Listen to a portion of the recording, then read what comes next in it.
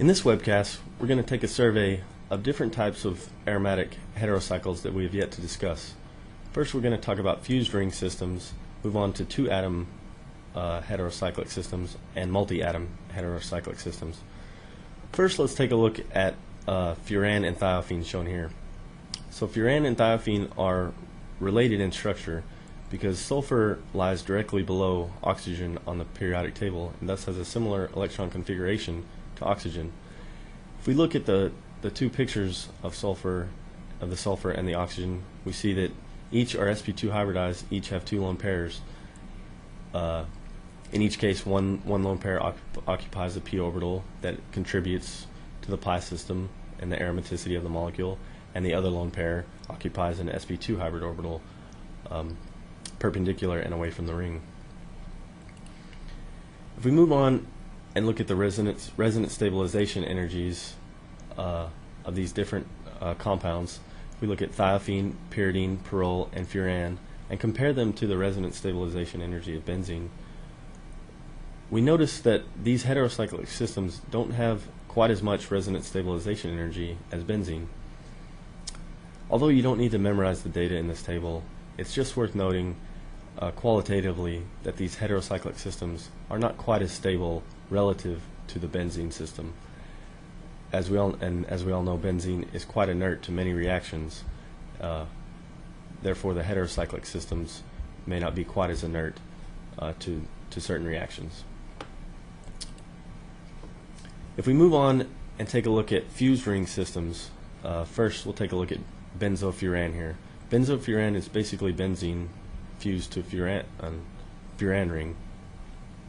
If we move on and take a look at this indole structure, this indole structure is the most important out of all 5 of these fused ring systems because it makes up the side chain of the amino acid tryptophan, and its substructure is benzene fused to a pyrrole system.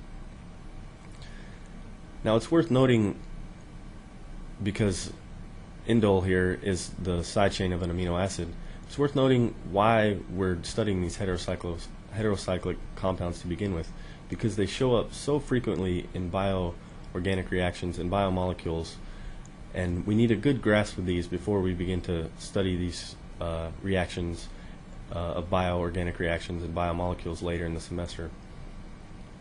So if we move on to these fused ring systems, we see benzothiophene here, which is basically benzene fused to a thiophene ring, and move on and see quinoline and isoquinoline here, which only differ in the position of the nitrogens. Here we have two-atom aromatic heterocyclic systems, and we have 2 different classes shown here. The first class is the azoles, or azoles. Of these 3 structures, we want to key in on the imidazole structure. The imidazole structure is the most important out of these 3 because it makes up the side chain of the amino acid histidine. If we move on and look at the diazien structures, again we want to key in on the middle structure, pyrimidine. Now pyrimidine is the substructure of nucleic acid base pairs, and these, as we all know, are critical to the functioning of life at the molecular level. If we move on and take a look at here a multi-atom aromatic heterocycle, and we have the structure of purine. Purine is rapidly in equilibrium between these 2 structures here, shown right here, and both structures are in fact aromatic, and we could make a quick count of pi electrons if we needed to confirm that. So in this slide, we're given, this is an old test problem, an exam problem, where we're given the structure of guanine. Again, we see a multi-atom fused heterocyclic system. So the first part of this problem says to draw all the lone pairs in the heterocycle. So if we remember that nitrogens want 3 bonds and 1 lone pair, and oxygens want 2 bonds and 2 lone pairs, we can quickly fill in all the lone pairs on the guanine structure as shown here. The second part of the question asked us to consider all the pi electrons in both rings and how many pi electrons are there in all. And note, we're not just concerned with the pi electrons on the ring directly, we need to consider the pi electrons of the atoms appended to the ring.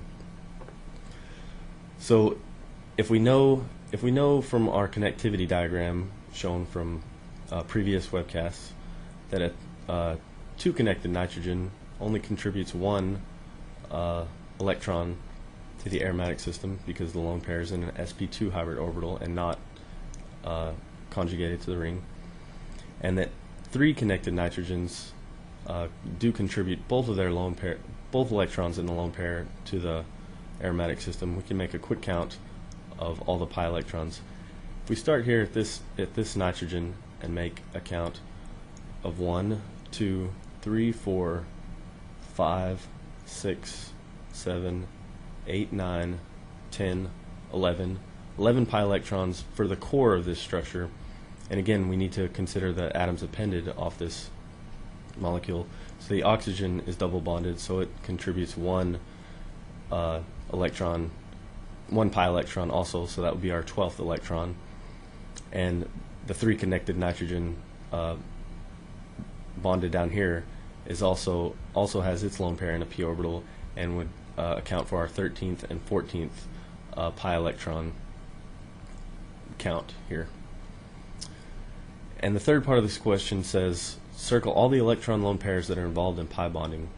So if we remember again that 2 connected nitrogens, their lone pairs are not involved in pi bonding because they're in sp2 hybrid orbitals, and the 3 connected nitrogens, their lone pairs are involved in pi bonding because they're in p orbitals. We can quickly circle all the 3 connected nitrogens because they're involved in pi bonding.